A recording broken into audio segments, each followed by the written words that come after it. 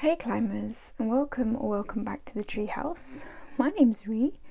This is the tarot tree, and today I just thought we'll have a little update, a little a little December faves, a little bit of a show and tell. To let you guys know what I've been up to this December, how Christmas went, a few bits and bobs I've acquired, a few decks that I've liked using, and a few decks that I've got, and yeah, just have a little catch up really. So where to begin? My December, really and truthfully, as soon as it hits December, I really do start getting into that Christmas build up, which can be pretty good, pretty fun, kind of stressful to a degree. This year I have to say I was on the most part like relatively excited, which was good. And I did get out quite a bit more. I did sort of you know, as a continuation on from what I was speaking about in November and stuff, I got out in my city a bit more, you know, tried to get out of my sort of quite long-term hermit phase and make the most of London, you know. And there was quite a few things going on that caught my eye, so definitely made the most of it. And so the first sort of trip I saw went on was to the Museum of London, which is a museum that looks at the history of London as a whole. And this original site, I think it was built in the 60s or 70s. Sort of part of it is built on a Roman wall, and I have a lot of fond memories of it from childhood, like going to see like a gladiator sort of reenactment. That was very fun. My dad taking me there, like my dad always used to take me and my siblings like to museums and exhibitions and stuff a lot when I was younger. So I heard that this original site was closing down, which was like a little bit sad for me, because I was like, oh my god, it's the end of an era, like, you know, the museum is coming back, and it's kind of cool that it's saving another old building from ruin, but it's kind of a shame that this one's going to go. I kind of was hoping they'd make it into another art centre, but I'm not sure about that. It seems like it's more going to be sold for real estate, which is a bit of a shame. But nevertheless, as they were closing down, they were having a lot of like exhibitions running, almost like parties to say goodbye, like events. And on the last day they had a 24-hour kind of stay over, so you could kind of go and see the museum and be there, literally have your night at the museum. I was kind of waiting for the exhibits to come alive, I must say, and I thought, well, I'm taking that opportunity. So me and my partner kind of dragged him into it. we ended up going, and it was a lot of fun walking around. They had an exhibition on grime music, which, for if anyone's familiar, it's quite, you know, its birthplace is London. I have a lot of fondness for the lyricism and the poets of that kind of genre of music. If you're not familiar with it, maybe look it up, it might be up your alley. It's a sort of, I guess, a type of rap music, hip-hop music. That's sort of its influence. It also has a lot of influence from jungle, garage, which again could be quite a British thing, I'm not sure. And that was really interesting. I'll put some clips in. So that was there. They were showing one of my favourite sort of London gangster films. So they had like cinema showings of 2 films, I think. We managed to catch one of them. That was a long Good Friday with the brilliant Bob Hoskins. So that was fun sitting, you know, you were there with like a bunch of like, you know, Londoners and visitors alike, tourists. It was a really good kind of good vibes, good bunch of people, free popcorn, you know, nice stuff. Enjoying that, looking at the exhibits and, you know, having a good old time of it really. So it was nice to say goodbye to it in that way, stay there quite late. So that was really fun. I really enjoyed that. And next door, you know, a little while later after that, some more outings. There is a beautiful art centre, which is one of my favourite places in London. It's called the Barbican Centre. If you ever visit here, you have to put that on your list. Just to see the architecture, it's brutalist architecture. It's very unique, a very cool place to walk around. It was kind of a dream of mine to maybe have a property in there one day. I was lucky enough to have a friend that when I was very young, whose family actually had a property in the private bit there, a flat, and I got to go in past, when you're a child, you're like, oh, I want to walk past this gated bit and go into this magical out of limits place that only residents can go to. And she fulfilled my dream because her parents bought a second place there, which was pretty cool. So it's another place full of fond childhood memories. I've been taken there since infancy, and so many poignant memories for me as a person throughout my teenagehood and adulthood too. And they were showing, believe it or not, the theatre production that's just been made by the Royal Shakespeare Company of Totoro. As you guys may know, or if you're new to the channel, you're going to find out now. I'm a huge Studio Ghibli fan. Couldn't miss out on that opportunity. I bought the tickets way in advance. I'm very glad that I did, as it seemed to sell out, but I feel like if you're in London or you can get here, they may have added some more dates. So yeah, it's definitely worthwhile going. My friend had come back from Hong Kong, another big fan of Totoro, and I had to take her with me. So that was a nice catch up to have with her. So magical. The puppetry, if I can insert some images, I got a few sneaky bits of footage. They were being very funny about it, I have to say. I think I got Totoro as he was disappearing through the curtains. It was amazing. Great performances, the lead actors really captured that childlike essence. They were adults, but they were playing them. Oh my goodness, I can't remember their names offhand, but the two main little girls in it, and very funny how the puppetry, I think it was like traditional kind of Japanese puppetry, where they have the people dressed all in black. They were doing really funny things, and there was like the whole set that was built in for the musicians to sort of be set up on in the trees and stuff. It was beautiful. I mean, fantastic, absolutely fantastic sets. The way they all changed, like puzzle pieces, the house turning around. Oh, I can't sing his praises highly enough. And really, really beautiful production. I would go and see it again, to be honest. I really hope they do a bigger run with it, and worldwide actually, so more people get to see it and appreciate it, especially Totoro fans.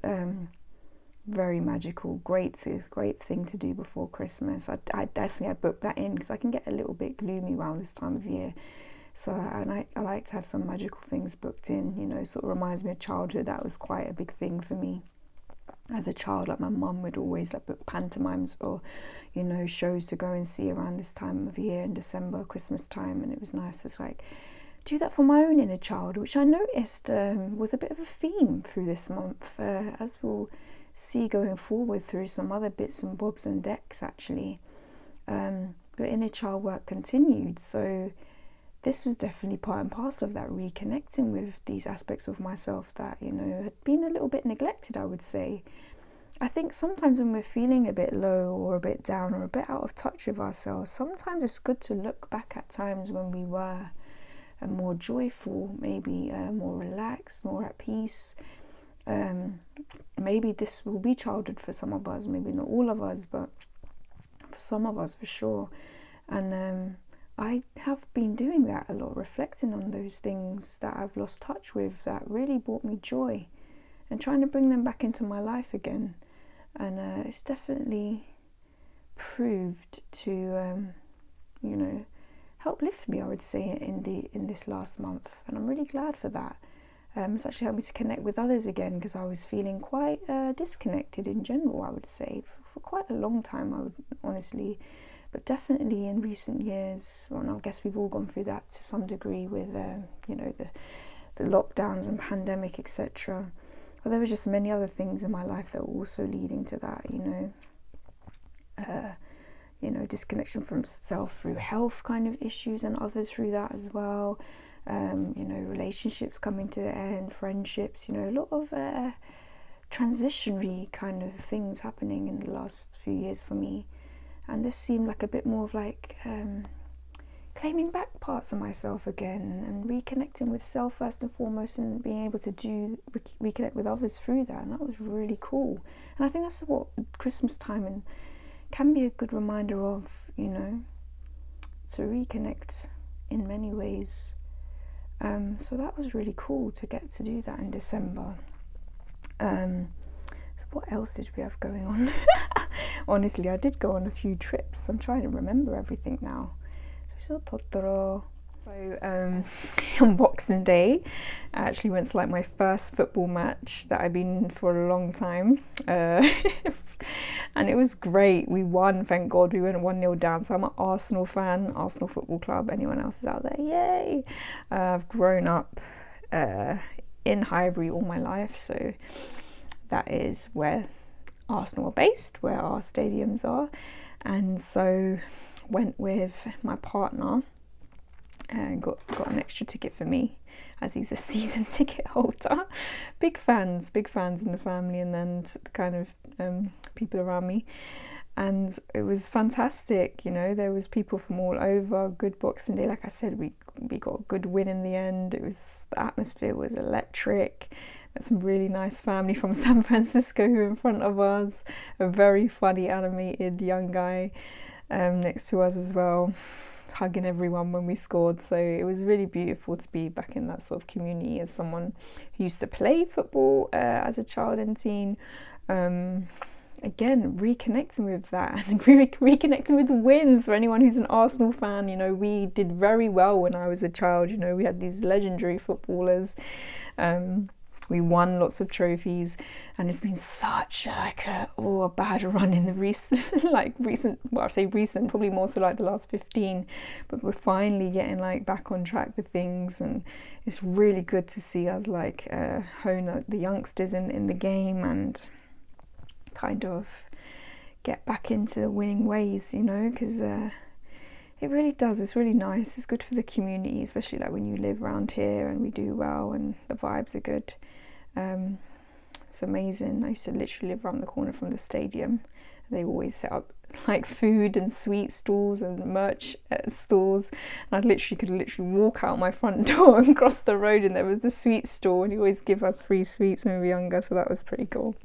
But lovely to be back there and to be back under good circumstances. We were winning.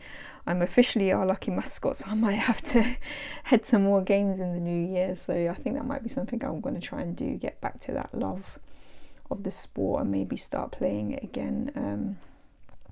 I broke my foot quite badly as a child, and I was going to say career over. I literally kind of got lazy, to be fair.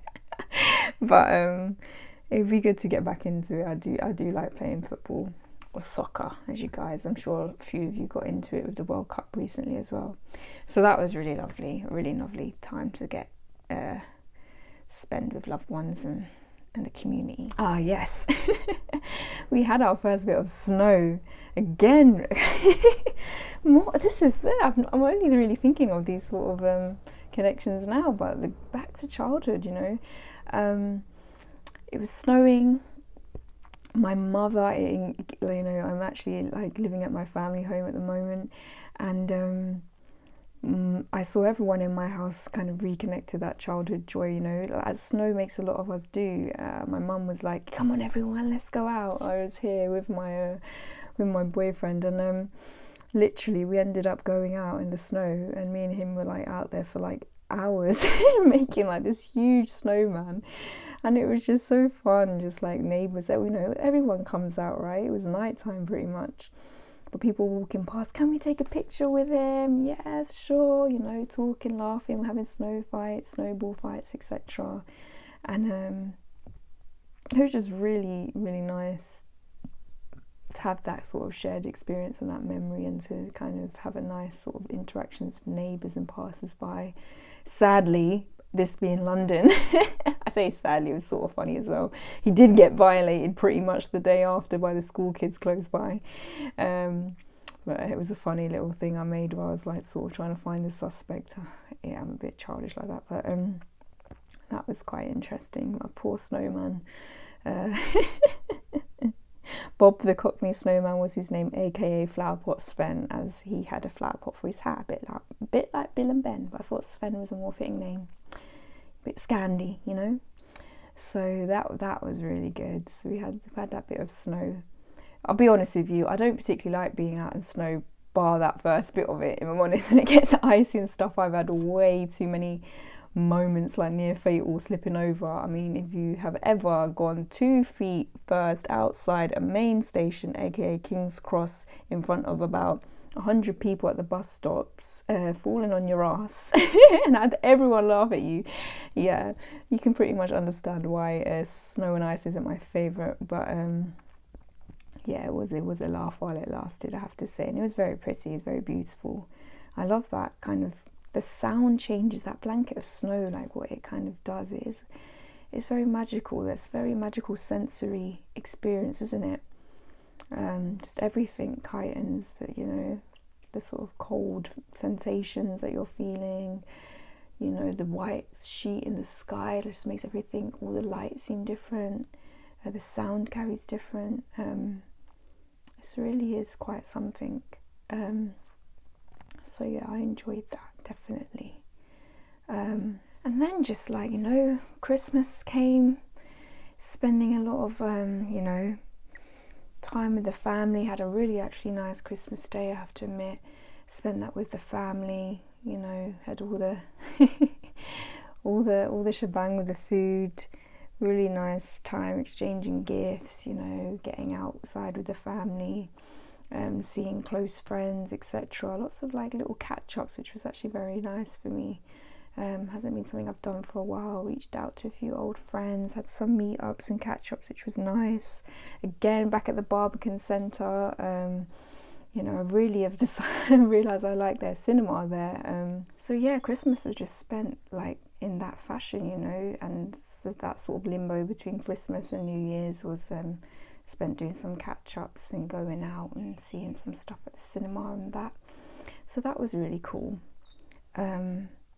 Again, just a nice time to ground and reconnect, I think.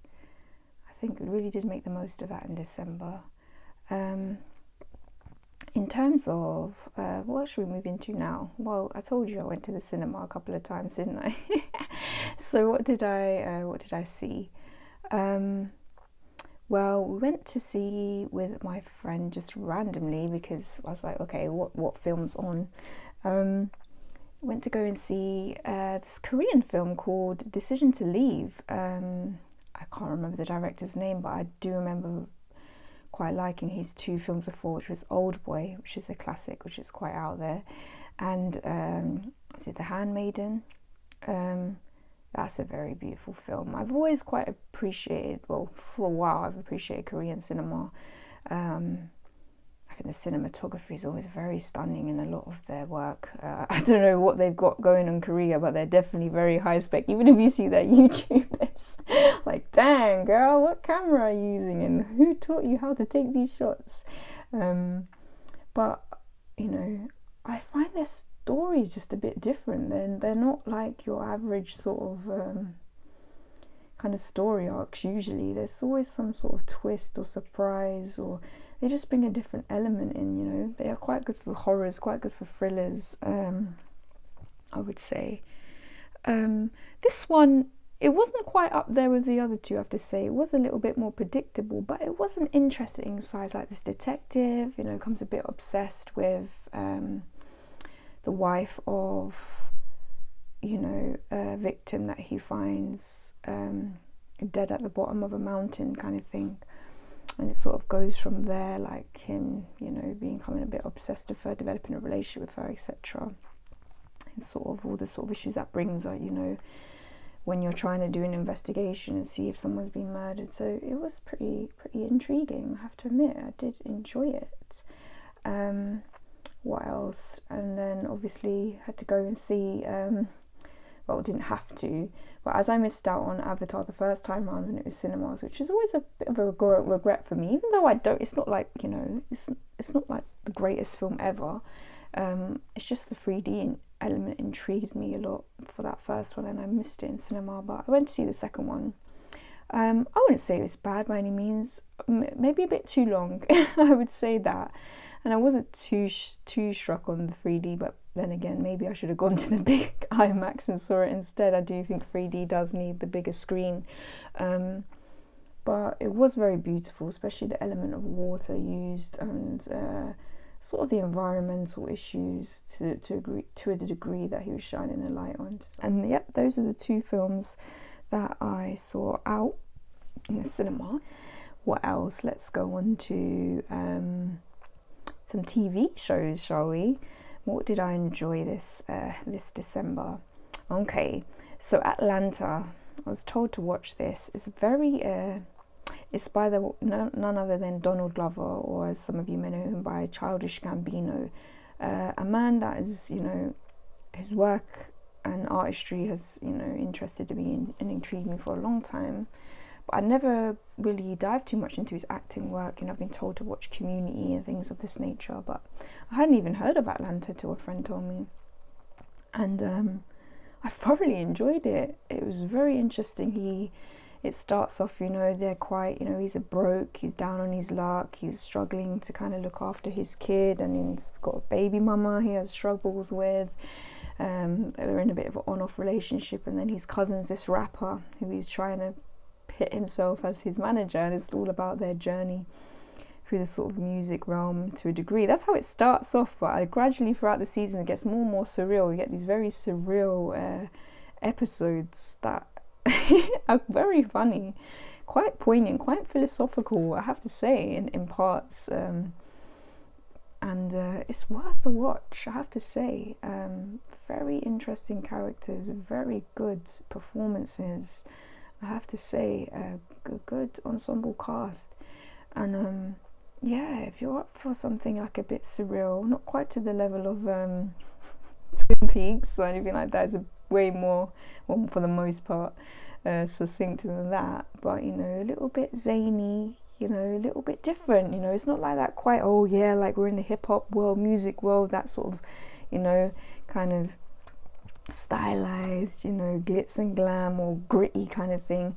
It's got the grittiness to a degree, but it's put this sort of surreal, like avant-garde twist on it, which is very cool of him. And some very standout episodes in that for sure. Definitely worth a watch. So I really did enjoy Atlanta. I must put it up there on the list. And there's one episode where, well, I think there's a few where they're in London, but for me, when I see episodes or TV shows or movies where they're in parts of the world like where I'm from and I know, it gets me. And it was very funny. They were taking the piss out of some very pretentious, artsy London people, and as someone who has sort of walked in those circles to a degree myself, as a poet and a musician to a degree, yeah, it's quite funny to see them poke fun of that. So that was cool. What other shows have I been watching? Oh my god, where were you guys when it came to telling me about fantasy K-dramas? Alright. I have missed out, and now I'm invested. So Alchemy of Souls is this fantasy Korean drama I've been watching, and I've been loving it. And the main guy, oh, I mean the cast in general, but the story is just, oh, it's fantastic. It's got everything you want. It's got action, it's got thriller, mystery, it's got romance, it's got comedy. I love it. It's basically about this kind of practice called Alchemy of Souls, which is kind of band magic. You're in this sort of kind of world where there's like mages and things of that nature, but there's sorcery that's looked down upon, and there's this thing called Alchemy of Souls where people switch their souls with other people to sort of remain young, youthful. It's seen as like a taboo, you're not meant to do it.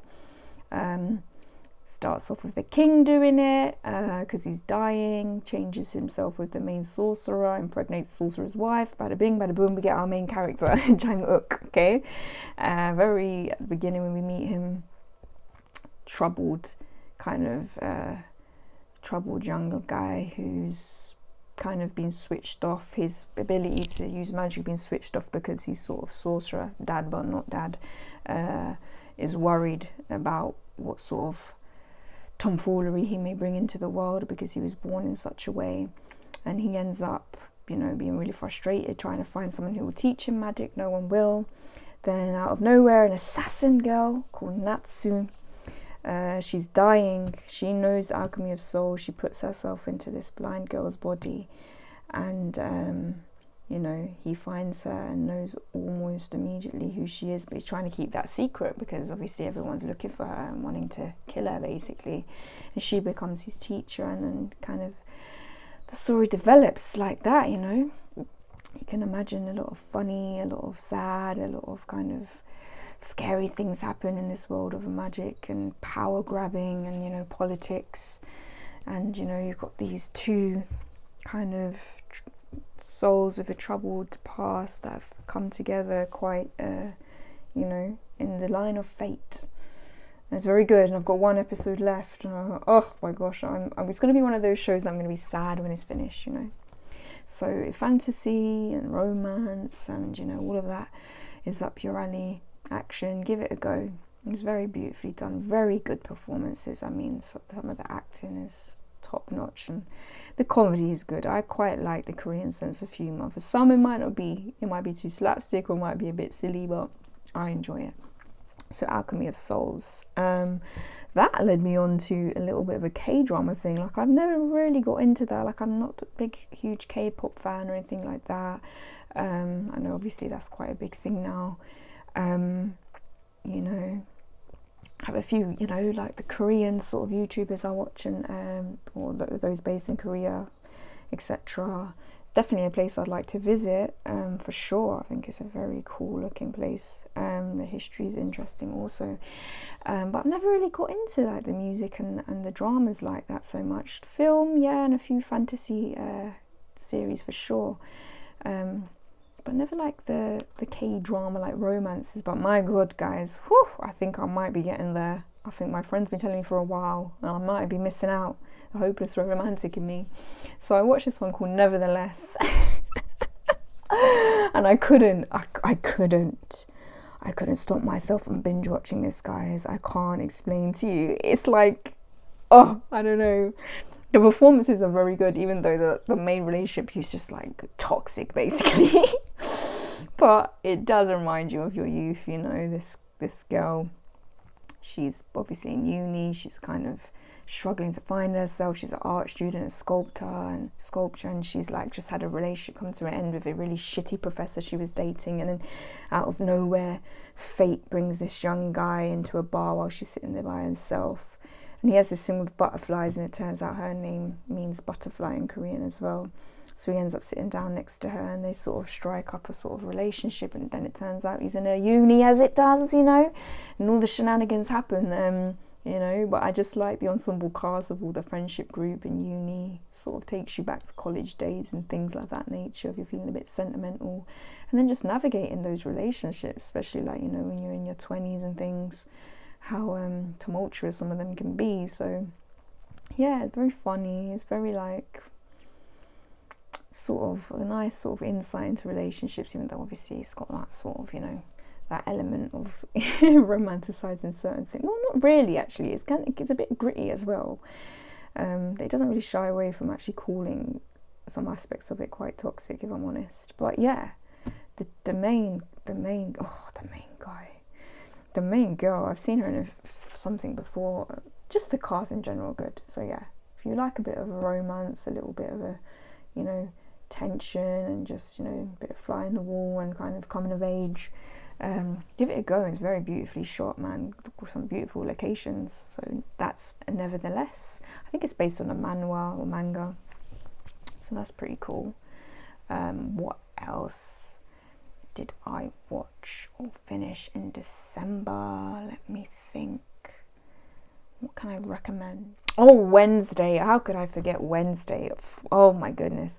I was like, oh, am I going to like this? You know, Adam's Family, as a 90s kid, is quite, you know, and having Christine Ricci as it, you know, it's like, oh, it's very cemented. That whole cast for me was so perfect. Sometimes it's hard for me to watch like remakes, I have to be honest, but this, I'm glad I did. Jenny Ortega smashed it. You know, the rest of the cast did as well. And though I was worried it's going to be, is it just going to be a bit like one of those teen things? Not that I quite like some teen fantasy things, if I'm honest, and teen fiction. But she did it so well. She carried it. Well, she didn't carry it because there was a good cast as well, but she did it so well, and I really enjoyed the story. I enjoyed the intrigue, the mystery. There was quite a bit of mystery. I mean, I figured it out kind of towards the end ones, maybe more middle, but it was just really cool. It was really quite funny. I like the pace of it. I like the style of it, the storytelling, the music. I mean, whoever picked that soundtrack did really well. There's like a cello version of Metallica's Nothing Else Matters. That's so cool, and the scenes where that's playing, like, very nice, very nicely edited. I really enjoyed that. Definitely enjoyed the music picked for that. So kudos to whoever was curating and making that. I really enjoyed that. So yeah, Wednesday, definitely a good vibes for December, even though I think it was more of an October thing, but yeah, I got to it a bit late. Very much enjoyed that. What else? Let's get into oh yeah, all right, let's add games to this as I've stepped back into the gaming world just slightly.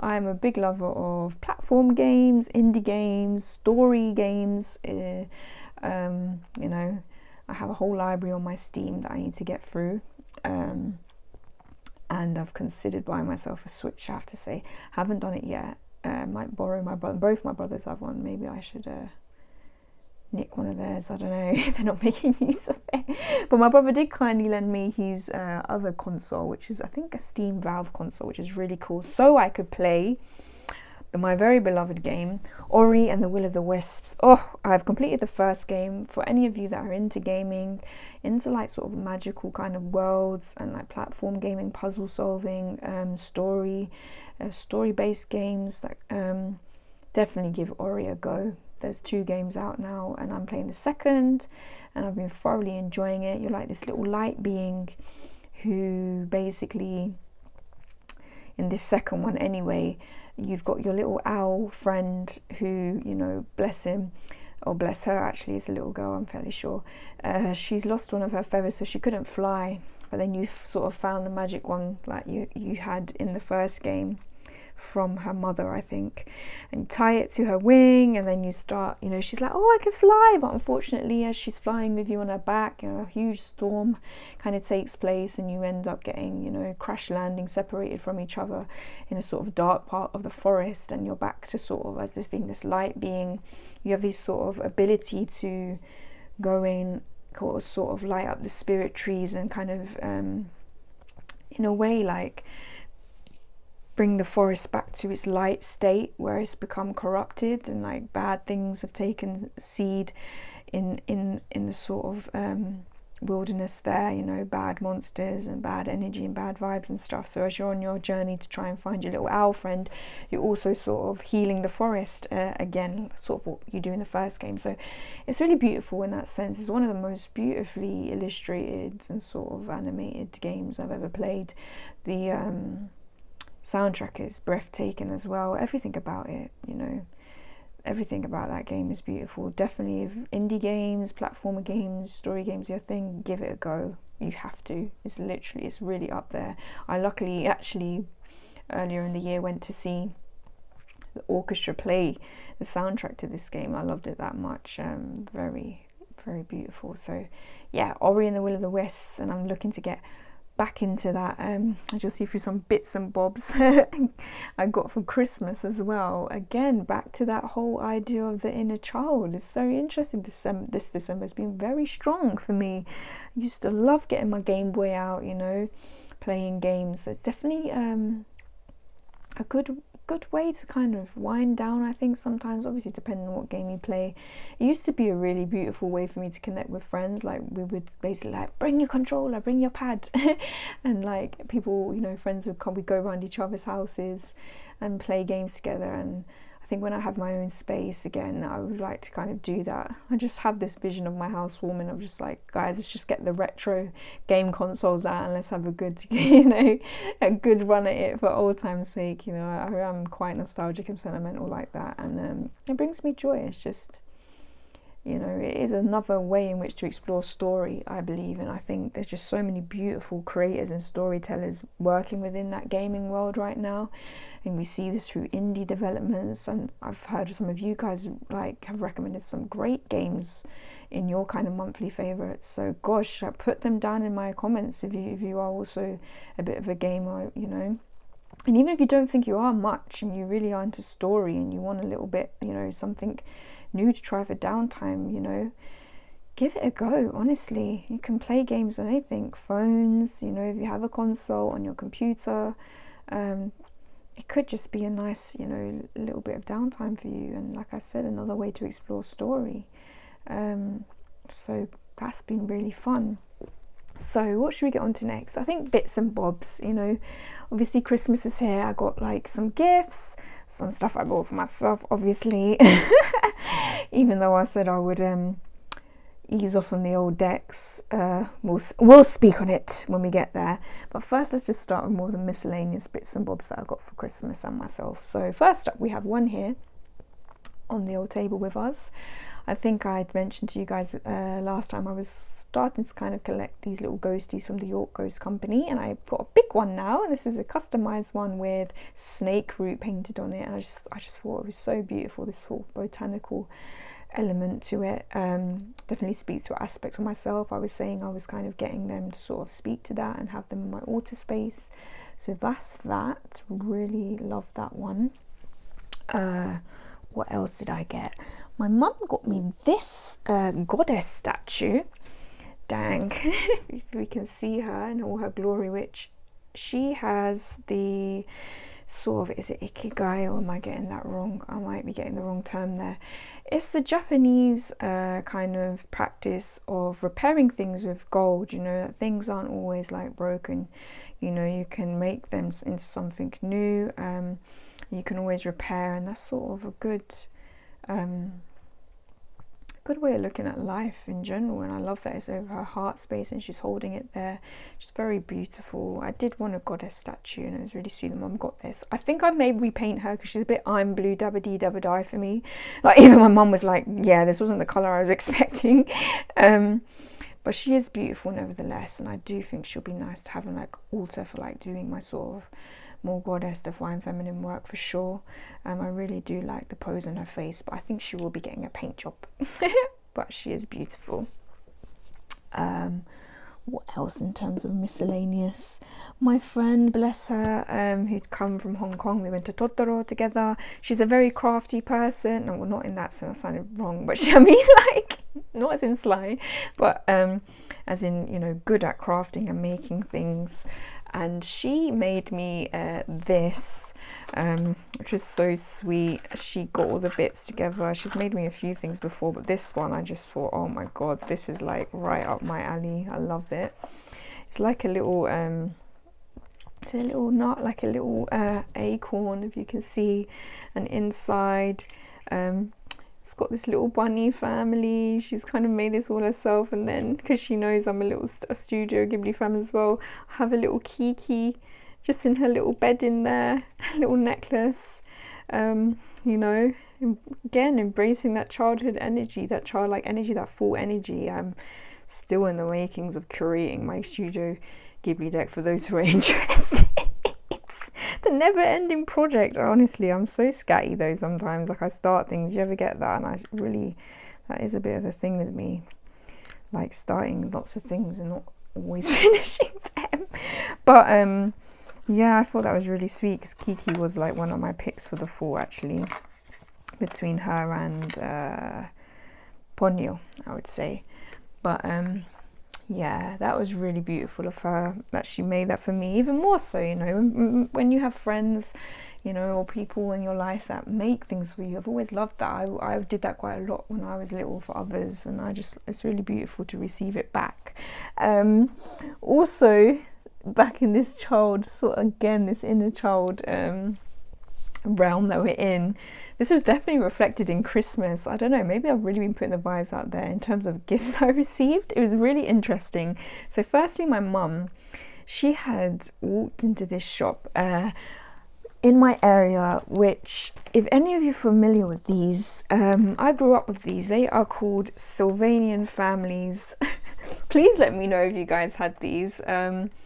And these are the ones my mum picked up for me, and she said she couldn't help herself. You know, she used to take me into this shop. So this is basically, I think it's their head office in the UK, which is in London, and it's right near my house.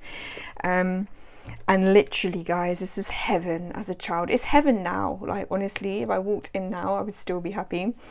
It's like, you know, shelves and shelves of just Sylvanian families, like all of these little animals, the houses, everything else, the little sets that they come with. And I used to love it, and my parents used to take me there when I was little. And it was so interesting that she bought me the baby, because I said, you remembered what my favourites were. I always loved collecting the baby ones for some reason, because they're just so cute. Look at that kawaii. And she's got me the bear family as well. And she said she couldn't help it. She walked in, she went in, oh, my girl was little, I used to come in here and it was the same people. She said, I had to get you something. And I was like, oh, that's so sweet. So yeah, now I'm just like working out like how I can set them up, maybe for like the inner child sort of altar I want to do. I know a lot of you, I'm interested in doing some videos about tarot and toys, if I'm honest. I've seen like Candy from Candy Soul and Soil has done lots of interesting ones on this. I've seen Krista from Crochet Witch do tarot as well, do that, talk about toys and stuff. And as you can see, like I have quite, I like figures and toys to a degree. There's lots around here. I collect figures of characters that I have an emotional attachment to, or have meant something to me, or signify something to me, and just like little things like from childhood. I have kept stuff from my childhood, but this is also a throwback. And I don't know, some people might think, girl, you a grown adult, what are you doing collecting toys? But girl, I don't care, okay? Leave me be. I don't know, it brings me joy, little bits of joy, you know. And I found myself, you know, where there's like youngsters being born into the family and stuff. It's just fun to go out and go back to toy shops again, but I'll do it for myself anyway.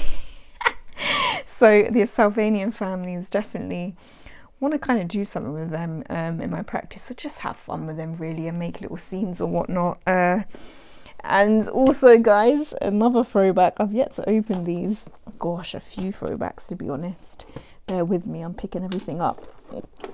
My brother kind of embarked, you know, took it upon himself that for like this sort of stocking presents and stuff. We kind of tend to do this in my household, like for stocking presents, we kind of try to do like little nostalgic things, like, you know, like stuff you get in like, you know, joke shops when you was a kid, or like things like that of that nature, like little bits and bobs. And my brother, bless him, another throwback for 90s kids, the Tamagotchi, guys. Oh my gosh, I have a Tamagotchi again. True stories. Do you want to know how I killed my first one? Like, I literally killed it because, like, not by neglecting it in any way, shape or form where it died on the machine, but I actually accidentally dropped it in my breakfast drink. Or could it be my cereal? Either way, I know it went into liquid. And the whole thing died, the battery died, it was mullered, it was finished, and I remember being heartbroken. But I have a chance, you know, to redeem myself as a Tamagotchi mother. This looks really cool. I mean, it's so interesting how these crazes come back around, right? Yeah, I mean, I'm really starting to feel old now, because it's like all these things that were there when I was a child, and now again, like when I was a teenager, have come back around again. I'm like, oh god, I remember them the first time. And secondly to that, he got me Spirograph, guys. Oh my gosh, I think this will be a very good mindful exercise. And also, I've been quite interested in the concept of, like, not concept, but the practice of kind of drawing mandalas and things of that nature. And obviously this has sort of a similar lean, so I'm gonna have a good laugh doing this.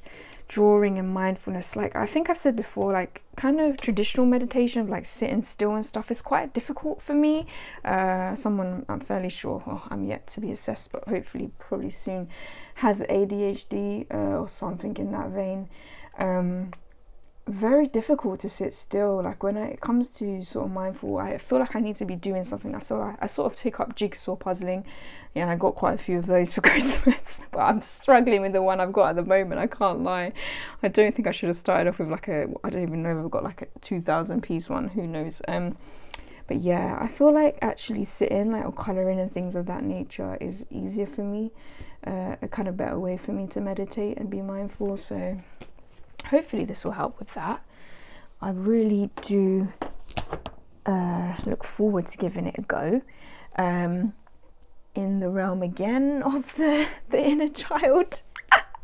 Look at this. I mean, this is a sensory sensation. I absolutely adore this. My younger brother got me this journal, and I definitely think I'm going to use this for like my inner child kind of work and reads. And I didn't realise how soothed I could be from like kind of physical like sensory kind of things, but this, like, as soon as I opened it, I just couldn't stop doing this. Like, I'm doing it still now. But yeah, it just reminds me of like Monsters Inc. and things of that nature, which is actually a film I greatly associate with my younger brother who got me this, because literally he would have it on all the time. He was obsessed with the bit at the end, or is it in the beginning when they're all coming in and out of the doors, like, and he just literally keep rewinding it to that bit or fast forwarding it. He'd watch it through back to back as a child, like a toddler. And so I know that film inside out, like much like Lord of the Rings. I can quote, like I can literally say every line. So I look forward to using that journal. I just, you know what I mean, I love how everything falls into place. You know, the synchronicities have been amazing this December with the child work, for sure. So something else I got for Christmas in this sort of thread of going back into childhood and the gaming world was my brother got me Zelda, the 3DS, A Link Between Worlds. Again, I've not opened it yet as I'm playing Ori, but I don't think I have played this one through properly. Like, I need to play literally all the Zelda games through properly, but I'm really looking forward to this. I haven't played one on the Game Boy for a while. And I just love the lore of Zelda. I love Link, you know. I love the dungeons, I love the puzzle play, and this one's like a bit more of an old school, if you can see, look, the old school vibes. So I'm really looking forward to that, honestly. It's going to be a lot of fun, and yeah, probably update you guys in January where I'm at with that. It was funny because I actually bought my brother, who's a big fan of the Wind Waker kind of series in that in the Zelda kind of lore. I remember watching him play that for hours when we were kids. I got him the last one in that series because he hadn't played it. What is it called? It's the train one. I can't remember, but I managed to source it. So yeah, he's got that to play, and then obviously I'll nick it off him and play it. But I always remember the Wind Waker being more his sort of Zelda vibe. But yes, what else? Let's move on to a bit more like grown-uppy things. My dad got me this, which is very beautiful. It's like a kind of I don't know, is it bamboo? It's a type of wood anyway. Like a jewelry box, and we've got some like turquoise jewelry in there. Like he got me. Yeah, it's interesting. People always tend to buy me turquoise jewelry. And I love it. I do love that crystal for sure. I need to look into it a bit more, but it's really nice, very sleek, very Japanese, and as we all know, I'm kind of into that already. So now, drum roll. What did Ree say last video? I'm really going to try curb my deck spending because I'm getting overwhelmed. Yes, that's definitely going to be a depth year thing for 2023. I think because I said that to myself, I sort of was a bit like, dang, December is my last time to kind of get in, which means I've had to reevaluate this, because I do feel I'm like one of those people, if I become very restrictive, it's almost like, you know, the force you put to sort of push something down, you know, it's the same amount, if not, is going to come back, you know, and then you have that impulse sort of like mass buying, which I definitely have a tendency to do. So I need to figure out a way of kind of making this kind of depth year work a bit better for me, and I've already think I've come up with a way of doing it. Like, I'm definitely going to be more mindful for sure and discerning, and, you know, think a lot more about my purchases, that's for sure. But yeah, some decks that I got, first and foremost, as a gift. This was pretty cool. My dad, I think it was, yeah, got me these gratitude cards, and you know, sort of like an affirmation deck, and it comes with like a little stand, which I'll show you here because I've already got them out. And I really do like this, because gratitude is something I definitely need to work on. Not to say like I'm not a grateful person, but in life, day to day, staying in that mindset or starting the day off like that isn't something that sort of comes naturally to me, I have to say. Like, I can lean to being more stressed about things and anxious and worried and like, oh, this isn't going right. And also having sort of a chronic pain condition again, like that's sort of really kind of rob you from being in this mindset. And it's probably the time you really do need to kind of try and discipline the mind and get into this. And I just thought, what a lovely way to sort of help me with that. And I hadn't even really said anything about it. So again, a nice synchronicity that my dad saw this and thought, you know what, let me like get it for her. It's just these kind of sayings, some from like people, some, you know, not known. And just to keep you kind of in check with it, like throughout the day. I'm trying to pull it like every day at the moment and put it in the stand and have it up. You can see a few here. Some really nice quotes, I have to say. This appreciation can make a day, even change a life. Your willingness to put it into words is all that is necessary. Just some nice reminders.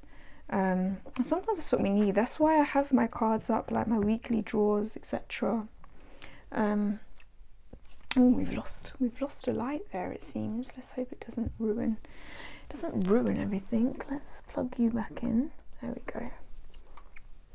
Yeah, it's nice to have those reminders. So that's the gratitude cards. I'm not quite sure where he got them from, but you can probably get them on Amazon, I would reckon, or you would reckon so. So what else? What other decks have made it into the collection this December? Let's start off with this deck. This is the Jolanda Tarot. I got this secondhand. Shall we go in a bit? Let's go in a bit. I got this secondhand. One I'd been eyeing up for quite a while, which was sort of on my sort of exempt list for, like, you know, kind of decks buying. Like, if it was something that was coming up secondhand that I'd wanted for a while and was maybe out of print and things, I would definitely give it more thought and consideration in terms of, like, you know, scope for allowing myself to buy it, if that makes sense. And I just really like this version, like with the purple. I don't know what it was. I was very drawn to it and the artwork. It's very like magical. These are the backs, like this sort of weird dragonfly lady. It's a bit bizarre. I think Sandy from Miscellaneous Tarot said to me, but girl, the breasts, yes, the boobies are kind of weird, as you can see in this for sure. But there's something about it. I don't know. I've been very drawn to it for a while. She interests me in and of herself, the creator. I haven't really used it yet, I have to say, but I definitely do like this sort of bizarre, colourful nature of it. Look at this, like an ostrich. It is very wacky. Maybe this again is appealing to that sort of child in me, the weirdness. But yeah, it's very surreal, dreamlike, and I do look forward to seeing how I can use this. But again, it was the colours that really drew me, especially the borders, and I'm not really someone that likes a bordered deck too much, if I'm honest, but I have to say, guys, it really did suck me in. And yeah, secondhand purchase had to be done. It didn't have to be done, but it's done now. It's done. Okay, what else? Oh, another one that fits that bill, which was like, okay, I give myself scope for this. If this deck comes up and it's at a reasonable price, because it is something I really adore and is out of print, I will give myself the opportunity to buy it. And that is the new Immortals Tarot. This, guys, I'm sorry, is currently out of print, so I don't really want to instill any FOMO in anyone. I've got 332. But this was a magical find because I have not seen this deck go for less than 150 for a while. So it was a Kickstarter deck. I think the artist did sell a few after. But look at those backs. God damn. Yeah, someone listed this on eBay literally at its original Kickstarter price, and I was like, took me about 5 minutes to decide, yeah, no, that's going, I'm getting that because someone else is going to snap that up. And I am so glad I did, because this deck has been calling to me for a long time. It is a pippish deck. By no means is this kind of an easy reader, I wouldn't say. I definitely need to sit with it more and learn it a bit better.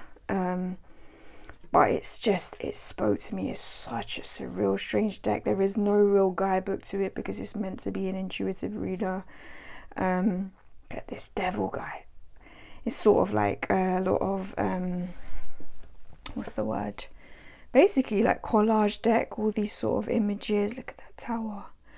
And the figures in this are what really sort of like drew me in, if I'm honest. I feel like this is a deck that I may use for ancestral kind of work. This is the vibes. I mean, it's got so many different cultures and stuff in this, like, but sort of ancient vibes going through it. I don't know. That's what it's calling me to do, which is something I do want to do more of, stepping into 2023, like connecting in that way. Because through my practice, a few like have made themselves known, like a few voices from the old family lineage, I have to say. And there's something about this that just feels like it's going to lend itself to that. But it's just such an intriguing and beautiful deck to look at in general.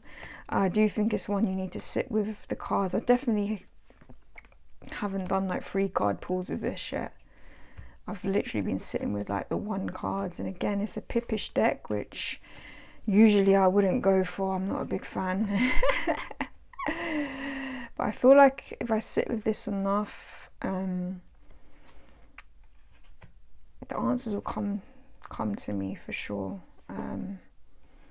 It's not an intuitive reader for me yet, I have to say. It is quite confusing. But I couldn't pass it up. But I don't know, because I don't know if this is going to come back into print. And like I said, for it to go at that price, girl, I had to do it.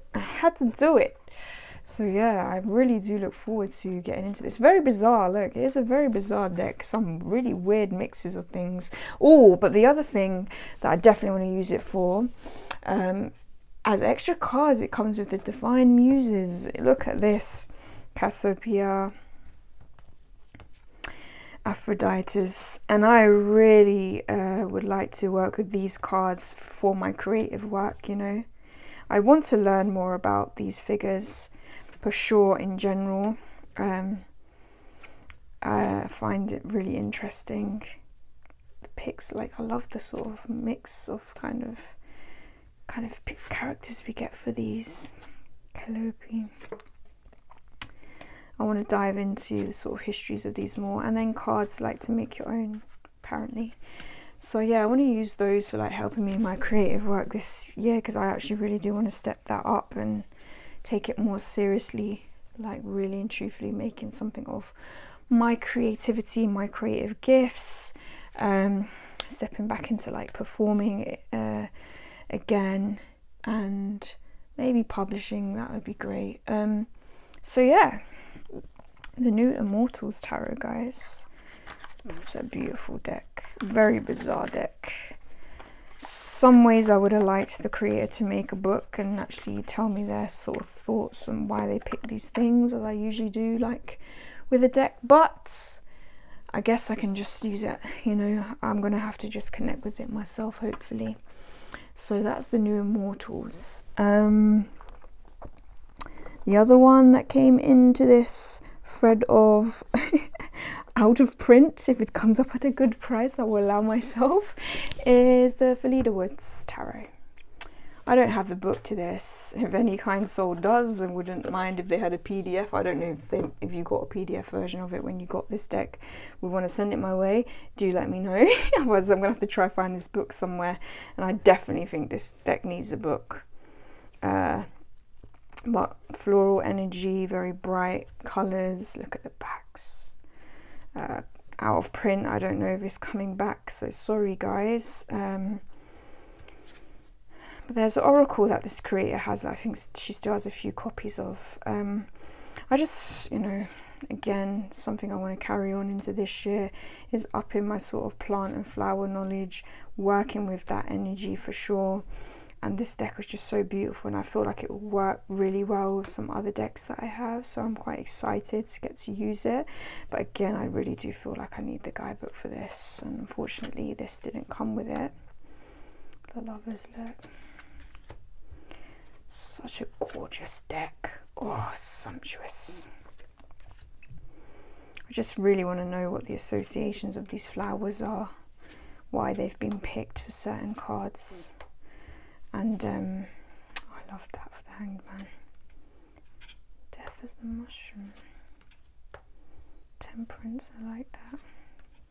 Flower. The devil. Ooh, creeper. Ooh, that's a good pick. Yeah, the tower, the struck down tree. See, it's just very, oh, it's so bright and colourful and beautiful. And I love the cardstock. It's almost like, it's a bit like plasticky, but not like in a nice way, like slash linen-y. So yeah, guys, that is the Veleda Woods. Very beautiful deck, very vibrant. Probably going to get more use out of it come spring, summer. I would arguably say this is more a summer deck if I'm honest. But again, I look forward to using it with some of my other botanical and flowery kind of decks. I think if you had like the Dirt Gems Oracle, things of that, the Botanica Tarot, I think they could work really well with this. And also this artist's, Betty Skeet, her name is, her oracle that goes along with this might be worth checking out. It's still in print, so yeah, if you like the look of this, maybe check out the oracle. So yes, and staying in the plant world, this was like a little Christmas gift. Lovely seller. I love when you find a nice seller on eBay, don't you? Like, bless her soul, her name's Rose, and she sells like a lot of indie decks and stuff. I don't know if she buys multiple copies or if she's selling off her own collection, but this I couldn't pass up. I have the sort of Moon Goddess deck from this creator. I'm not even sure what the hell is this called. Plantlore magical herb cards. So basically these are kind of, I think they're meant to be for different phases of the moon potentially. I could be wrong there. I still have to know how to use this deck. It's a small deck again, but I just loved the artwork and the energy, and again I want to use this for like the moon phases, etc. Oh, I have to show you something I forgot from the Miscellaneous that we need to have a little look at. But first I'll show you this. Just beautiful on the side. It gives you some, like on the other side, it gives you some things to do with the plant, that's sage, and some like advice and like an affirmation. And I think that would just be really nice to have like on my kind of altar for like the moon phases, I think, because I have like the moon phases with the goddess, but now I have like the moon phases with different plants, and I quite like the pics, and I love the black backgrounds and the flowery kind of energy and the constellation energy. Calendula, I love it. Yarrow. It's only a very small deck, but I just thought it was so beautiful, and I like these kind of bigger kind of cards and stuff to have out like on my altars as like an energy, and it's just so aesthetically pleasing, like all lemon balm. Love it. I like the affirmations, really cool. So that would be a nice like moon time kind of oracle deck for sure. That is the, I think, Plantlore magical herb cards. I think as well, like if you're into kind of green witch kind of stuff and like making herbal kind of tinctures, remedies, like magic kind of, you know, potions and things of that nature, it'd be nice to have cards like that. I'm not sure if they're still available, but there's similar things around. And like speaking of the moon phases, I forgot to put in, I think I might have to zoom out for this. This is how you know you're getting old, when you get excited for buying these things. Does anyone else get excited buying their planners and calendars? Now, I'm someone that likes a physical calendar, like one that you put up and you can see, and then you write all your things and your birthdays down and your dates and your events and stuff like that, and obviously appointments. I've got to keep up with a lot of those. And so getting a calendar has been like a whole like kind of exciting event for me for the last good few years, I would say.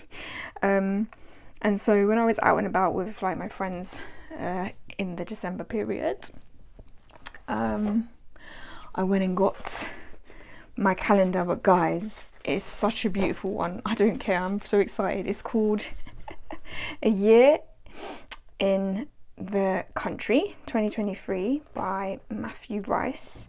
Plastic free, which is really nice. It's got this beautiful like kind of card stock, yeah. And guys, just look at it. January. Most importantly, I always want to find a calendar that has the moon phases already down. And so yeah, February, as you can see, we've got like, it shows you like the moon phases and the dates. And as I really like for 2023 as a goal to like really kind of work with that lunar energy. Oh, I was so happy to find this one. Just look at how it goes all the way. There's such a beautiful calendar. Oh my gosh, guys. I know it's just a calendar, but guys, can we just, it's so journal and handmade. Oh, there's my month, April. Do you ever look at your month first, your birthday month, to make sure that you're not going to be disappointed? I could have just showed you the back, right? That's how beautiful it is. All these wonderful images, like hand drawn, and it just makes me happy to have it hanging up. Again, I have the moon phases I can see, so you know, happy as Larry with that, guys. Love it.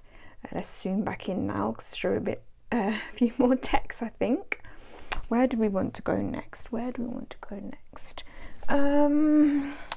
Let's crack on with the things I bought myself, and then we can go to the Christmas presents and the beauty that finally came to me. Again, in the old secondhand shenanigans, I found this deck, which is the Spirit of Flowers Tarot.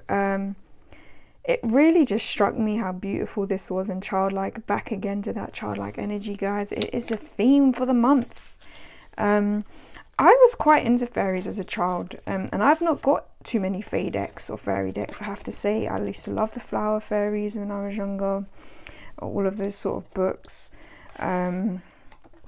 Just fairies in general, any sort of books to do with fairies, like, you know, going in the garden and sort of like making little fairy houses and things of that nature. And it's something I've really stepped away from, and with my practice, like I said, I don't really have many fae or fairy decks. It's not an energy I've worked with, and I've noticed I've just been talking to a lot of you guys about it recently, so I thought maybe 2023 is the year. I have an inkling of when it's gonna really like step up for me. I've been eyeing up some decks like the Hidden Realm Tarot, etc., but basically I'd ordered it and then it got lost, and I thought, okay, so I'm not meant to have this yet. So this one didn't get lost, however, and if you can see, it's beautiful. I think this is a Lost Scarabo deck, but I think it's out of print now. Again, I'm sorry. This is what I gave myself scope to buy, ones that were for a good price, out of print, that I'd been eyeing up for a while. So beautiful.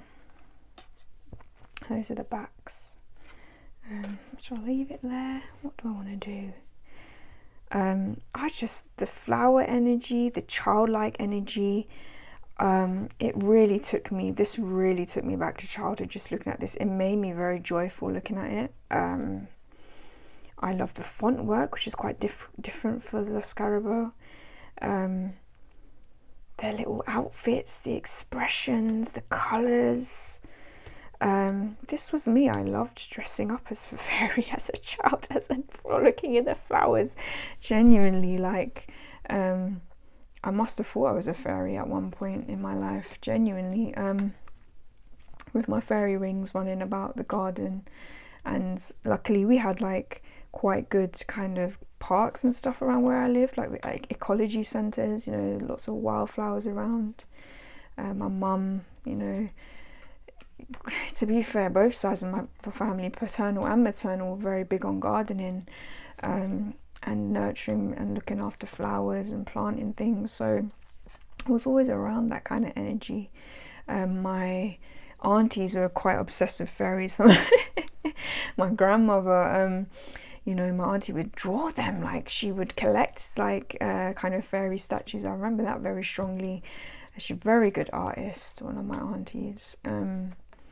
And I was convinced maybe she must have seen them because they were so detailed. She would just draw them all the time, the fairies. And if you ever saw my grandparents' garden, you would kind of see why, you know. It definitely would be a place they would love. So I want to get more connected with this, and that's hence I bought this deck, hence why I feel I may pick up the Hidden Realm again closer to the time when I feel I'm going to use it. And that is, I did have a trip to Ireland planned at the end of the summer of last year, and it didn't go to plan because of some health hiccups, and now I've planned it for the springtime around about my birthday, and I do think maybe that's when these decks will come into play. And my Celtic decks, actually, I'd like to take some of them with me. You know, Ireland's very known for its stories, our stories, you know, of the little people, as we call them, the fae. I feel like it has that energy very strong there. There's still a connection within our sort of psyche, you know, from most people from that neck of the woods, or people who have, you know, settled here from there. Still quite big part of our storytelling, you know. I had a grandparent that definitely speak about the little people a lot, and how he got chased by a banshee. I think he was drunk and he was running through a cemetery, and he probably got caught up in somebody's bed sheet, you know, running through people's back gardens. But nevertheless, you know, the little people and the fae are spoken about a lot in my culture. It's a big part of my culture, and also a Scandi kind of heritage also, which very big there. So I think that's when they're going to come into play, and I think that's maybe why it's got lost in the post.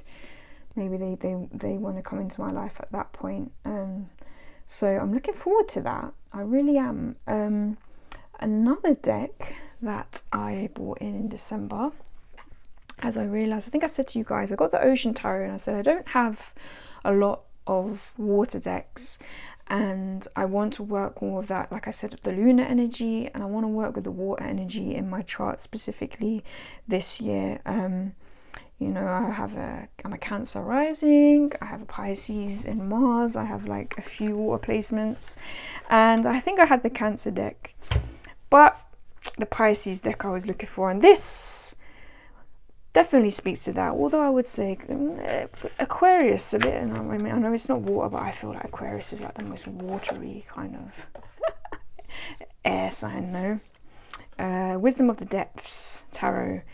It's a very kooky, it's quite surreal, quite magical, and watery at the same time. And to me, that speaks as very Piscean energy for me. Again, like the Aquarius, maybe like that cusp. I do have a bit of Aquarius, to be fair. Just a bit surreal, a bit weird, a bit magical, a bit mermaidy, you know. I feel like that's quite Pisces for me. The sort of airy, fairy, magical wateriness. And I just really liked it, you know. I'd eyed it up for a while. Someone was getting rid of it from their collection secondhand, good price. Bada bing, bada boom. Another water deck makes it to read. Okay, it's quite funny as well. Lynn Thurman. I feel like this is a UK creator as well, so that's quite nice to support. It's sort of this collage, wacky kind of deck. These are the backs, sort of these chandelier-looking octopuses, or octopi, is that the plural? But I really loved this purpley, indigo, watery kind of colour palette. As you can tell, I love purple. I wear it a lot. Dreamy. It's quite a dreamy deck. Surreal, kind of dreamy. And I like that. That's why I see it as very Pisces, and I find Pisces quite dreamy people usually. And I have that aspect in me for sure. So yeah, whereas I have the Ocean Tarot, which is a bit more, I would say, my Cancerian deck, which can be a bit more of the darker elements of the water signs, I find Cancer can be to some degree at times in its darker element anyway. This is the more whimsical of the two. And I think I'm alright. I think I'm kind of set for ocean decks and sea decks for the moment.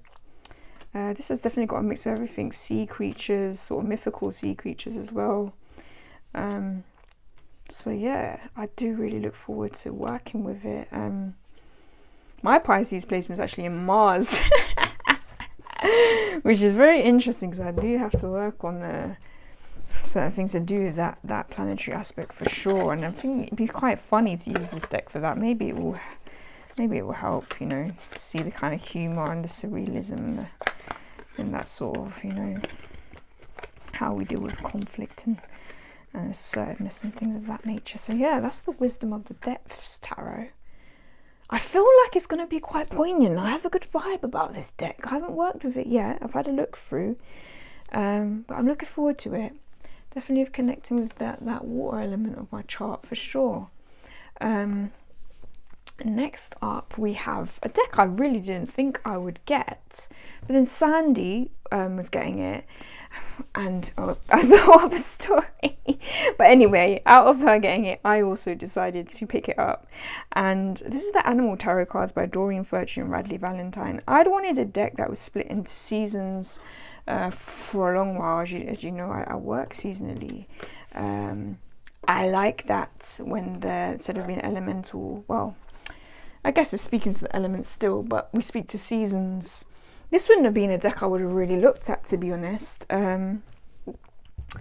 initially. But then, as I saw in Sandy's deck, I was sending on a copy to her, and I was like, oh wow, like I actually really like the energy of this deck, and I really like this the sort of affirmations on the cards as well, and I like the keywords and stuff, and it just had this very good positive vibes. Outside of it, like, again, being a deck that had the seasons, I just thought, oh, this is a nice deck to just like grab things and just get like to the point messages, but quite supportive ones.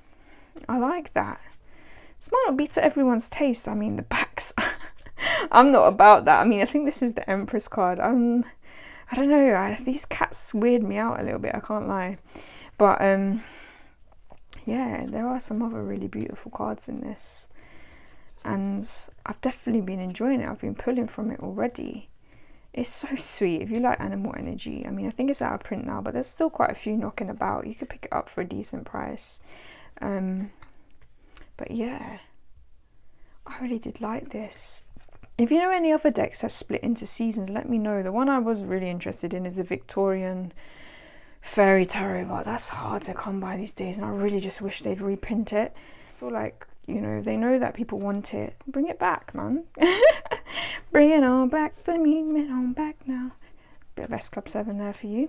You're welcome. But yeah, I know they might not really have a say. Yeah, I don't know. But yeah, if you know any more decks that are split into seasons that you really like, I think Doreen Virtue and Radley Valentine have another one. I think it might be their fairy one. I'm not too sure about that one, to be fair. I didn't quite like the artwork on it. But yeah, let me know. I love this. I love spring, summer, winter kind of autumn vibes. I'm into that for the suits. Give me more is what I say to that. So yeah, that is the Animal Tarot cards by Doreen Virtue and Radley Valentine for any of you that are interested. Another second-hand buy. So much for my non-deck spending, eh? My goodness, don't worry, I did really aim for 2023 for that, to be fair. What do I need to show you now? What do I need to show you now? Let's go for the very exciting deck that I have been trying to get hold of for ages. I had such a kerfuffle thinking, oh my god, can I get it? Because I ordered it, and then the creator cancelled my order because they were no longer going to post to the UK, and I was like, dang girl, can you give me some other options? Like, gosh, before you just cancel it on me. And that is, guys, I got it finally from Boo Boo Plague, the Yokai Tarot. Yes and yes, the second edition. First and foremost, I need to thank everyone who kindly offered to take this in for me. It was a very stressful time. Like I said, she cancelled the order on me. I don't know if it's a she. They cancelled the order on me. Very kindly, few who offered, and in the end, thank you very much. Sandy from Exploring Tarot took this baby in for me in Finland and sent it on to me, and I got it before Christmas, and I was so excited because, guys, I have been longing for this deck since I saw it, and when I first found out about it, it had gone out of print. It didn't look like it was going to get printed again. Luckily, the creator decided to make a second edition, and I got a hold of it. And my god, I do not regret it. It has been one of my favorite decks throughout this December period. Beautiful. Oh my god, guys, look at the gilding. It's this sort of linen-y finish, linen-y matte finish. Oh, everything about it is just amazing. I love it. Been using it non-stop. I shall show you what I'll be showing, what I've been using it with when we get to the part where I talk about my decks that I've used the most in December. Again, this sort of Japanese energy here, these beautiful images. Each card has like a different yokai on it. If you don't know what yokai are, they're sort of like supernatural beings. Some might be like demons, things of that nature, but others, you know, just kind of harmless sort of supernatural beings, and things from, you know, that are sort of in the hidden realm, etc. Got this beautiful dragon here and the star, and it's just done in this beautiful sort of like almost like traditional Japanese kind of looking art, and this really interesting color palette of these sort of gold sort of highlights. And yeah, it's not your straightforward easy reader by any means. Like this deck is going to take some study, but it's going to be fun for me. Like, I've already got a book on the way called Japandemonium, which is like English kind of translation of original kind of Japanese encyclopedia of yokai, etc. So I would be really interested in seeing like how these yokai marry with the meanings of the cards. We don't get much in terms of the booklet. We do get told what the yokai are and sort of a few of their characteristics. We don't really get sort of marrying on why that they were married with each card, which is a bit of a shame, because I would, like I've already said before, I like when something strays from the traditional RWS and is so unique like this. It would be really nice to see the thought behind the artist's pick, but you know, like I said, it's going to be a fun exercise to be marrying and learning about these yokai, marrying them to the meanings and making it quite a personal deck to me. What do I get from these yokai and their stories? So I really look forward to that. So far though, just by reading it with my own sort of traditional RWS meanings, I've been having some good reads of it. So yeah, it's been quite an intuitive reader in that sense. I haven't dived deep into it just yet in terms of really learning about these yokai, but it's been cool. And like I said, I have the other, the Kame and Yokai Oracle, the French one, which has like a really good guidebook, and I'm sure there's going to be some crossover there, so that could be really helpful. I don't think aesthetically they're going to like go the best together, but it'd be cool. I was saying I think this is sort of the darker kind of sister deck to the Botan Tarot, so this is the more winter autumn version of that to a degree. That is a spring summer Japanese yokai deck, but yeah, I'm looking so forward to diving into this deck. No regrets. It was a bit of a kerfuffle getting it, but I'm in love. I can't see myself being parted from it anytime soon. And you know what, guys, it's well worth it. Good, well done anyone that got their hands on that second edition, for sure. Because by gosh, I didn't think we were going to get it. Just look at the production on the box. It's beautiful. Look at the little yokai inlays. Really, I can't knock the production quality of this. It's amazing. So yeah, that has been a treasure this month. Now on to a deck that, guys, was such a find, I have to say. A UK creator.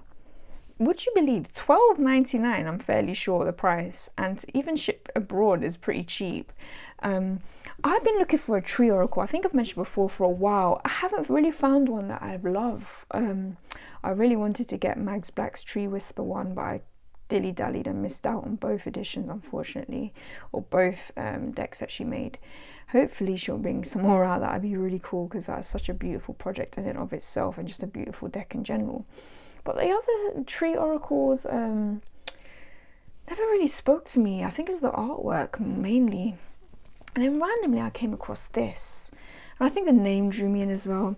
It's the Tree Affirmation cards. And it's called Wisdom from the Standing People. And this is by Victoria Sophia Lewis. I just love it. Even this, like, it's so beautiful.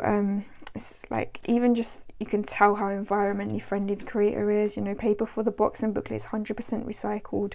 Cards and booklet cover are from sustainable sources. So, you know, she really did put work into creating this deck with that sort of in mind, which already gave it like such beautiful kind of energy, I have to say. I do feel like a part of this deck might be getting donated to charity. Don't quote me on that, but I shall put the link down to her website where you can get this from. But yes, it is it's a big deck, I have to say. For little hands, a little bit tricky, but it has the potential to be trimmed. But I do think it is so lovely. And you get this book with such beautiful messages. Wisdom from the Standing People. There's a few reasons I really love this deck. These are the backs. Isn't that beautiful? Like the wishes from dandelions just taken off. I like the artwork. I think it's very charming. Semi-realistic kind of watercolors. And you have like the keyword for what the kind of tree is, and what the tree is underneath. Enchantment, elderflower. And I think why this really speaks to me is because she painted a lot of these trees, and they're in and around London, so you will see these scenes that just are so familiar to me, like these kind of trees and kind of plant life set up like against these sort of London houses, etc. They all have a story. These are real places she's taken this inspiration from, and like real photos and stuff. Horse chestnut, we get a lot of them around here in London. Willow trees, and it's just such a beautiful deck aesthetically, I think. Honestly, I mean, it would look pretty cool kind of like cut out as well if you wanted to lose some of that and just remember it by, oh, look at the almond blossom, look at that, by its images. But I just found the book just so beautiful. The Wisdom of the Standing People. It says, from joy springs all creation, but joy it is sustained, towards joy it proceeds, and into joy it returns. It's a really interesting quote. But I just feel like she's put so much thought into the messages behind these, you know. She's put thought into, you know, what the tree and its sort of characteristics kind of symbolize, you know, the messages that can pass on to us for our own life, like how these trees kind of go about sustaining their own life and things of that nature. And I just think the words that were picked were so beautiful, just so much thought. And it's just, gosh, this deck is really well made, you know. It's thick enough cardstock, it's nice and matte, it's vibrant, it's bright, and it's like a £12 deck. I couldn't believe it. Like, she really could sell this for way more. I just love it. Let's look at this. So the Cashmere Rowan, it tells you these facts about the tree, and it says, this rowan tree is one of the last trees to lose its leaves in the winter. Its white berries remain long after the red fruits and other trees have been eaten. The leaves turn to a lovely golden russet colour, and for a limited time these trees have been given the grace to remain as they are, shining and alive in all their glory when all the other trees around them are looking bare. Sometimes we need grace in our lives, a time maybe when the usual rules don't apply. It can help to remember that we have the chance to start each day anew. Whatever happened yesterday is gone and tomorrow is yet to come. If we can remember this, we will always have grace in our lives. Grace is a gift that comes to us when we are fully present in the here and now. It says, and it has a little affirmation, I trust in the present moment and know that it brings grace. And I just love the marrying of, like, she really did. I think as a project she meditated on these. I think it says at like the start of the deck, you know, or on her website. Really did put a lot of kind of thought into this deck. It seems like it was quite a personal project, but then for her to share it with us, so poignant. I'm not sure if she is some sort of holistic practitioner as well, potentially, or yogi. I'm not sure, but honestly, support this indie deck if you can. You know, it's an independent deck. I shall post the links. It doesn't seem like it's too much to get. Oh, there's the rowan that we was just talking about. Sent overseas either, but especially if you're a UK collector and you like trees, my goodness, give it a go. It's such a beautiful affirmation deck, oracle deck, really, just like some very supportive messages. And I feel like trees are just, you know, the reason this is called the tarot tree, the reason why I love trees, I find them a very supportive presence, a very stable presence, a very grounding presence for me, you know, definitely as an earth sign. They are, and the wisdom of the standing people, like literally, she's like seeing them as ents, and I love that. So I really hope we can support her, guys, you know, on this channel. And, you know, if I can bring this to some of your attention, because like I said, I don't even know. I just think I randomly found it on like a Google image search, you know, and get another tree oracle out there. I know a lot of us are fond of that energy. Why not? So yeah, tree affirmation cards, guys. Think about that. Oh gosh, that's going. Everything's falling over. What next? Let's look at some like Christmas presents then. So got the last two decks were things I sort of like requested, I guess, for kind of Christmas. And the first was this Beauty, which was another deck that had been on my list. You know, if it comes up secondhand at a good price, let's ask for it for a present. And that is the Shimmering Veil Tarot by Cilla Conway, a classic. We've all seen it in this community, right? It's a deck I've been eyeing up for a long time, and I feel like now is the time to kind of get it and get some work for it secondhand. So it's a little bit, you know, the gilding's seen a bit of better days, so it's definitely been used. Definitely needs to be cleansed, but I look forward to getting to know this deck because it's been, oh, I get chills when I look at this artwork. It's so emotive, it's so ethereal, otherworldly. Oh, this one especially, that too, that. It's very, I don't know, it hits you in the heart space and in the gut as well. And I need that sometimes, the sort of deck that pulls out feelings and emotions. Oh, I love that Hermit. There's the backs. And I definitely look forward to doing some deeper work with this.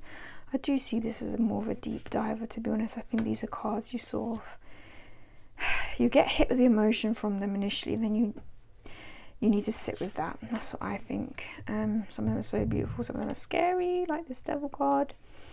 But they hit you, you know, they give the right emotions, and that's... So, oh my goody gosh, I think the camera, the battery died there. So what was I saying? Yeah, very poignant, very like emotive. I think it's going to be quite something to work with this deck. I have high hopes. I have a good feeling about it. Ooh, I'm getting shivers down my spine already just looking at this artwork. I think it's going to be a very good one to kind of really hone that intuition, to really get more into that heart space. You know, the heart chakra is something that I am working on, and I want to continue to work on in this coming year. Really coming from that emotional space, that feeling body. And I like that this is probably one of my favorite cards in this whole deck. I love it. Look at it. Oh gosh, just so many thoughts and feelings it brings up. She did such a wonderful job with this deck. And yeah, honestly, I really look forward to it, and I'm so glad I found it and got it as a Christmas gift. So that's the Shimmering Veil Tarot by Scylla Conway. Ooh, spooky. I think it's going to be a good companion for 2023, and really like upping the game with stepping into some of that intuitive kind of feeling work for sure. And last but not least, for the old Christmas gift decks, we have the Folk Tales Oracle. Had to support another UK artist there, Hannah Willow, with this, and I've been loving it. I loved that ribbon it came in as well. Such a beautiful deck. The way light is drawn in this deck. Oh, the highlights with the pastels. Very storytelling deck. You have to see, look, the backs there. The kind of white horse is sort of where is that exactly? Is it in Dorset? There's a few, isn't there? I love it. Just very dreamy. I've been having this up on my altar space since I got it all through December. I feel like it's just going to be such a lovely kind of companion deck for lots of different kind of work, but I've been using it as a weekly pull. I definitely feel I'm going to corner around it. These edges are way too sharp, and I feel they're just going to fray otherwise. I love the sort of cosmic energy about it, this sort of twilight kind of zone energy about it, like not as in sci-fi kind of thing, but you know what I mean, like we're in this twilight phase of the day. It's beautiful. Love that the name is a pun, folk tales. Lots of storytelling kind of capacity in this deck, which I really love, and the messages in the book are quite cool. They do give you something to ponder on. So that will be the final kind of new deck that has come in, and very happy with it, honestly. I love supporting some indie creators, definitely love supporting some UK ones, so check her out. She's still got them in stock. So next up, I thought I'd just talk about my practice and some decks and deck combos I'd been loving through the month of December. This is getting to be a very long video. This is crazy. What can I say? There was definitely some favourites. I wasn't doing anything too different with my practice, I have to be honest. Like, I really kind of wanted to do a bit more inner child work, but honestly December just got very busy. So my practice really went back to basics, which was like weekly draws, to be honest, and check-ins for specific questions when I needed them. But some combos I really loved. Well, you know, a deck that really kind of shone brightly this month, and has done since I got it, is the Wisdom of the Forest Oracle. I did not expect myself to love this deck as much as I have been loving it. So versatile, so to the point, such a sharpshooter, love it. Great combined with a few decks I'm going to show here, and you shall see the combos as we speak. Like I said, let's zoom back in now. Let's give it its glory. It's going very well with this new tarot cloth, which is also a December buy. What do we think? Beautiful, this silver birch, right? So we just have these beautiful keywords, and these very, like, all the forests are different, but in this monochromatic vibe, very wintry. I love it. Very on trend, very on season, isn't it? And I've been loving this with a few decks. Let's get a few of them out. First, at the start of the December was the old Monsoon Tarot. Got it in November. Loved it. Been banging it out, as we say. Wintry vibes for sure. How could I not? Very surreal, very beautiful. Colour palette, gorgeous. Let's split it and just like showcase some pairings, shall we? Why not? Look at that holographic. Love it. I've been loving this sort of combo, this free cards combo, or 2 deck combo, to be fair as well. I just feel like this the tree deck just really kind of grounds things, which I like. And it's just, especially for decks that I'm just getting to know, the Monsoon Tarot being one of them. And they're a bit surreal as well, the Monsoon Tarot. You know, and then having this lovely grounding, very to the point deck in the middle has been really cool for these sort of monthly reads and helping to understand these new decks that I'm trying out with it. Because it gives them that root, that anchor, and I really love that. Like I said, the Monsoon Tarot is a bit surreal, a bit dreamy, not quite RWS, got its own thing going on. So that's been a really beautiful combination that I have been really loving, I have to say. So yeah, guys, if you've got these, I'm not sure if this deck is in print at the moment. I feel like she does do an option for like a PDF like printout, which could be really handy. You know, definitely save on the old postage costs for a lot of us. Another deck that I've been loving this winter, Ink Witch. Again, we've got this really kind of wintry colour palette, and like I said, this one doesn't come with any guidebooks, so again it's like kind of just getting myself familiar with it. So again, very nice to have the grounding kind of message of the forest in the middle. I love this deck. I can't tell you how much I love the Ink Witch. I held off for getting it for a while, but I picked it up a little while ago and I do not regret it. I'm so glad the boutique decided to stock it again. Can you see? Just look at how they go. I love it. It's so beautiful. Like, oh, Empower, Page of Swords, Pentacles. Look, it's like she's given him that sort of knighthood and telling him, you know, take your power now, take it. You might be at the start of your journey, but you can get there, you know.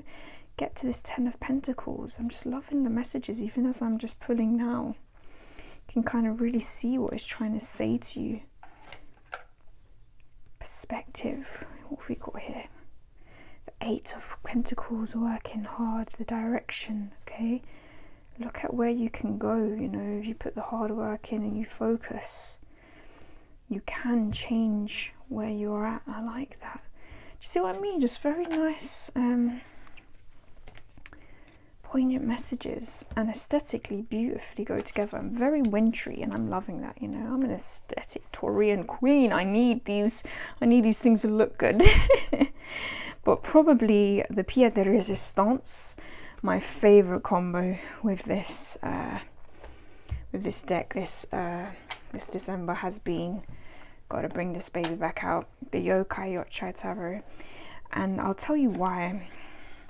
Again, because it's a deck that I'm really only just starting to understand and learn, and again very deviates from the RWS, so it does really kind of help to have a grounding deck I'm already familiar with. But I just found it so beautiful, the combination of the yokai energy and the forest energy. It's like what helps me understand the message of these yokai cards is the forest, and it's saying this is the forest these yokai belong to, okay? This is their home, this is what the message is trying to say to you. And I love that because, you know, we often find a lot of yokai in the forest. The forest has a lot of kind of spiritual and significant meaning in Japanese culture, you know, especially amongst their sort of folklore. And I just love this. I love that it's helping me understand. It's like it's a perfect marrying. It's like their home, their roots, their the thing that grounds them, and then these ethereal, supernatural beings that trying to give me the messages. I just love it. It's like, well, this is their forest they're from, so this is what this message is trying to tell you. This is what they're trying to tell you. And I love that. So if you have these decks, definitely consider using this as a combo. It's just beautiful, and aesthetically, again, it goes. We have these same sort of undertones here with the cards kind of color combos. It's honestly been so beautiful. I've been literally This is what my weekly draw is at the moment. So I can't sing its praises enough, particularly the Wisdom of the Forest deck. I mean, so versatile. I honestly feel like I'm just going to be using this definitely for the rest of winter, potentially all year round. I love it. Such a good anchor, such a good root kind of deck. All you want in an oracle, really, to be honest. So I feel like a good oracle deck and cards should really bring a read together, help you understand things a bit more, and that's exactly what it does. And I love that the ending card it showed me there was clarity. Yes, it's there to bring clarity. I 100% agree with you. Love it, absolutely adore it. Love the book that comes with it also. If I haven't showcased it already, I will take the opportunity to do so now. It comes with a little white book, but I also got the bigger guidebook, which is like a very kind of handmade journal looking creation. I love it. So beautiful. Makes this sort of thing I want to create for my own kind of tarot practice and reads and decks in my ideal world. But yes, definitely worth getting if she reprints, and for now as a PDF if you can, if you're into it. Okay, obviously I think I've shown it already. The folk tales I said earlier, I've been using this weekly as well for that sort of weekly energy. The tree oracle I showed earlier, I've been using that weekly also. And just, you know, the tail end, I was using this mainly in November, but I have to give it a mention because it did make it into December as well. And that is the Children of Litha. Oh, I love this deck. This is definitely a standout deck for this year. Probably if I make a tag to that video, be prepared to see this, because it's just such a wonderful deck. It's the story kind of telling ability in it, the aesthetics.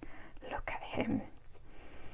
I mean, the finish. I mean, the rose petal's difficult to shuffle, I won't lie, but guys, honestly, fabulous, absolutely fabulous. These color palettes, the animal energy, the kind of folklore energy, magic energy, the book. Oh, this is the color palettes on this, these black backgrounds, sort of a uniqueness of these sort of oval frames. Love it. Poignant readings, very easy to kind of read intuitively, but the book gets you in with the message even deeper. Very magical deck, worth getting if you don't have it. I waited a long time to get hold of this.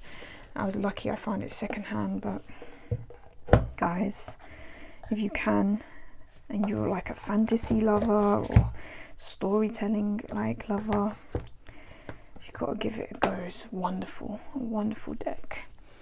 So guys, that is all. Gosh, it was enough, wasn't it? I'm gonna have to edit this down, bloody hell. But what can I say? That was my December. Quite full, right? Quite a full week, month for me. Definitely had to have a little bit of a respite, a little bit more hermit phase as we've gone into January now. But honestly, it was good for me. Like I said, like, really was getting back in touch with that inner child, and that set me off to like a good kind of on a good path for my continued kind of work into 2023. I do think that will be something that will stick in my practice, and just in day to day really reconnecting with that. If December showed me anything, is to really carry that forward for sure. Bring that joy, that joy back in, that authenticity, that fun again, that play. I'm really looking forward to that. So I hope that's where I feel January's heading for me in my practice. More inner child work, just embracing that even more, connecting with that and others through that. Definitely looking to do that. Definitely want to like still be like going out exploring the city and kind of doing that with friends, you know. It was really nice to meet up with some old friends and do the old exploration of London like we once did back in our college days and stuff. That was really cool. Definitely want to crack on with more of that. what else have I got set up for January? To make my practice easier, I definitely feel I need to sort out my storage for my decks. I have to be honest. I have this whole idea of what I want to make as my sort of shelving for my decks. Should I say it? Yeah, cool, why not? If I get around to doing it. Well, I am going to get around to doing it. I'm going to hopefully ask my dad. My dad is a carpenter, so I'll get him to help me make a honeycomb sort of shelving unit. That's where I want to store my decks. I need my decks. They need a space because, like I said, have you seen how many I've got? And I don't want them to be shut away. Like, cause some are in boxes and stuff right now, and that bothers me because it's like I can't see and I can't organize them the way I would like, and I feel that will make my tarot practice a lot easier, and it will make it easier for me to see which ones to move on as well, which I think I do need to start thinking about how I can declutter things or how I can make use of them. So I want to make a honeycomb shelf, like all like kind of hexagonal shelving units. I've got quite a bright idea of trying to give them like little doors, like with coloured kind of perspex or something like that, but we'll see how that goes.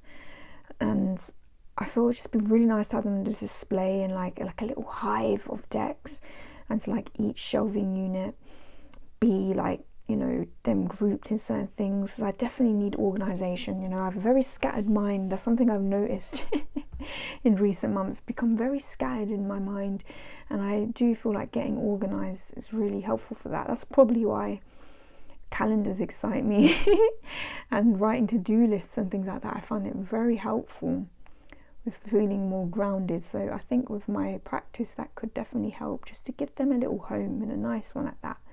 So that's what I hope to get started with in January. Definitely more inner child work, getting a bit more consistent, figuring out what I want to do with the channel. Maybe keeping you updated on like my depth year, that I'm definitely want to do a lower buy year, 100%. Not sure if it's going to be a completely no buy, but definitely low buy. So yeah, gosh, if anyone wants to, we can have accountability buddies, why not? Let me know. Let me know what some of your sort of, I don't know, goals for January, but you know, where would you like to be heading and stuff? Is there anything you're excited for? Like, I know resolutions can be kind of a bit like setting yourself up to fail sometimes, but I think they can be, this year, this time of year can be quite motivating and galvanizing in a good way.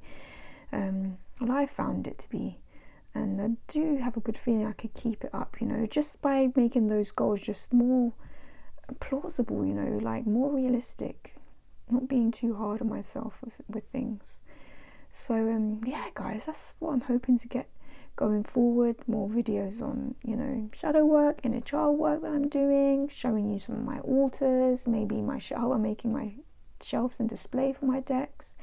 And yeah, my deck collection. I've heard a few people ask about doing a deck collection video. Definitely. I've been doing ones like splitting it into seasonal energy, but I shall definitely be looking to split it into categories and showcase my decks. So that's always nice, you know, to have those sort of videos as well. You know, I thought, do I really want to keep showing decks and stuff? But you know what, it is kind of fun. I like watching them as well, so I'll definitely sprinkle that in for you guys. So yeah, I think I should leave it there before I waffle on anymore.